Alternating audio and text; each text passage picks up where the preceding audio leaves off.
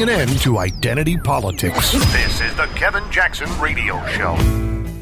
What's up, everybody? Kevin Jackson here. The theme for our show today has been courage. And I've been talking about courage in all of its aspects. Donald Trump's courage on taxes, his courage to run for president. I've talked about how the left pretends to have courage going into the 2018 midterms. By the way, Happy New Year. Every time I say 2018, I just want to say Happy New Year. But they fake courage of going into the midterms with some sort of momentum. I defy you to tell me where that momentum exists. The courage that it's going to take Comey, and I'm going to use him as an example. He presents this courage that he's Mr. I ran it by the book, when in fact he knows this year he's going to prison. The courage for us to have stayed the course when the left tried to tell us, oh, this Russian investigation is going to do this, and Donald Trump, and look at Michael Flynn and Papadopoulos and Manafort and all that. And what's happened? You stayed the course, and you said you're not going to sell me on the concept of some nonsense that probably could have been sold had it been Ted Cruz or one of these other candidates that we had. It didn't work because you've gained courage. I asked the question, where are those crooked front men for Hillary Clinton, the Podestas, earlier in the broadcast? Where are the Podesta brothers? Mueller's now looking into their organization, which shut down abruptly. Where's the courage of the Clintons? Where's Hillary Clinton? Have you heard a peep out of her in 2018? What about Bill?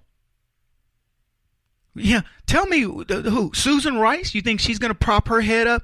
It's whack-a-mole whenever these people pop their heads up. And you want to know why? It's because you showed courage. Courage is what it takes to stand up and speak. But I'll tell you something else. It's what it takes to sit down and listen, to understand what's going on with the other side. And you've done that. You've listened to the other side for decades, and you can still make no sense of it. So you finally decided, I'm going to stand up and I'm going to say something. Now, my question to you is, are you going to do that throughout 2018? Are you going to let the silence of what you do go into the November election cycle, or are you going to start speaking up? When are you going to gain the courage to stop hiding in the shadows and to let people know, I voted for Trump. Now I'm proud to tell you. Because he's certainly given you enough ammunition. There's another thing that you should understand about courage and confidence. If you have no confidence in yourself, you're twice defeated in life. That's right. Because you'll die a coward's death. I'm just telling you, folks, there's a lot going on in these little messages inside of the things that are big. The small messages are the ones that you need to be looking for. There's a guy who once said this. He says he was talking about assumptions. And the reason why I say this is because the left makes lots of assumptions. And he said this, he said, find the courage to ask questions and to express what you really want. Communicate with others as clearly as you can to avoid misunderstandings, sadness, and drama. With this one agreement, you can completely transform your life. Now, I tell you this for a couple reasons. One, being able to listen, Trump does that very well. Not making assumptions, Trump does that very well. And so do you. You meet people. We all do. We meet people and we go, yeah, I get it. You know, he looks like he's all tattooed up or whatever. And, people might be quick to say, oh, he's this or that. We want to figure it out. But the reason why we're winning and the reason why we will continue to win is because we are always looking for the righteousness of it. No political agenda per se. It might seem political to the people on the other side of it, but it isn't a political agenda. We're looking for fairness as it truly is defined, not this pseudo fairness that says bring in illegals, and even though it's unfair on citizens, that's okay because we want their vote. See, if bringing in illegals meant that we were going to improve America, what we would do is we'd say, look, we've got laws. We understand we can't do that, but let's do this legal system and try to get these guys in quicker because we need them to build the railroads or to build big buildings or, to pick our beans. I don't care. We would gladly accept that, but we're not going to accept the other thing. Anyway, there's a saying, men make history, not the other way around. And the follow-on to it is, in a time when there's no leadership, society stands still. Progress occurs, folks, when courageous people act. And that's the only time you're going to find progress, is when somebody has the nerve to say, I'll buck the system. And that's where we find ourselves at right now. And let me give you another little tidbit. And this was Billy Graham said this, and I just remember feeling so empowered by it, but it's true. He said, courage is contagious. When a brave man takes a stand, the spine of others are often stiffened.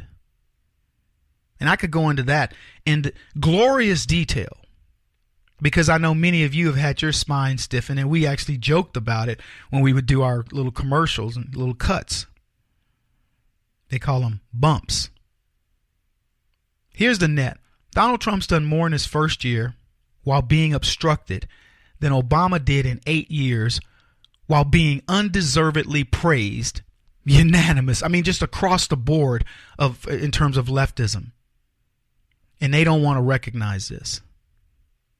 And I find that incredible. I want to move on. I want to talk about Pakistan, because Donald Trump cut aid to Pakistan. I think, did we talk about this? We cut like $255 million that we were giving to Pakistan. And it reminded me of the show we did on truisms. And there's a truism called "Don't bite the hand that feeds you." But Pakistan bit America's hand, and they've been biting our hand for decades. But unlike these other hapless presidents, particularly Barack Obama, President Trump said, we're no longer going to feed the dog. Now, $255 million, that's like a rounding error to the U.S. budget.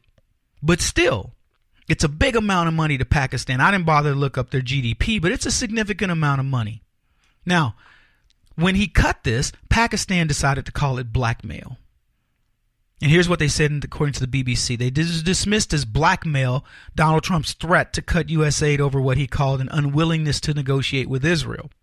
A spokesman for President Mahmoud Abbas insisted Jerusalem was not for sale, a reference to Mr. Trump's recognition of the city as a capital of Israel. Mr. Abbas was not against negotiations, he said, but they had to be based on, quote, international laws and resolutions. So they dismiss it as it's blackmail. Let me tell you, it will happen. He will cut that funding the same way he'll cut the UN's funding. And what I said when he made the announcement originally was the war on terror is no longer going to be fought by the United States, nor will we finance it. And why should we? I mean, these are the people that claim they want to help us. Look, we're the shining city on the hill as far as the world is concerned. People may be mad when I say that, but it's just a fact. If you're emulating to be us, if your people would gladly forsake your country and come to America, maybe you ought to take a listen. So the courage that it takes for Donald Trump to say, not only are we going to stand with Israel, we're going to take your money away and you can do what you want. We're not worried about what you do in the way of terror. We used to justify sending these clowns money because we said, oh, well, they help us fight terror. They don't help us fight terror. They use our money to finance terror. So it's like me giving you $100. If $10 goes to fighting something and 90 goes to not doing it, to actually promoting what you're against, what does it matter? And that's essentially where we were. And here's what they said. The United States does not plan to spend $255 million in fiscal 2016 in foreign military financing for Pakistan at this time. The president has made it clear that the United States expects Pakistan to take decisive action against terrorists and militants on its soil, and that Pakistan actions in support of Southeast Asia's strategy will ultimately determine ultimately determine the trajectory of our relationship, including future security assistance. And he's talking about Israel being able to do what it does in managing the Middle East. It's more than time we took a stance. And Pakistan, you can call it whatever you want. Call it blackmail. This is a warning not to Pakistan. It's a warning to every country in the world that takes America's funding and claims they want to help us. You want to help, you're going to take $1 from us, you're going to live up to it. No longer will you get away with this type of nonsense. I got to leave it there. He won't stop until he's the top-rated radio talk show host in America. What kind of weird competitive freak are you? This is the Kevin Jackson Radio Show.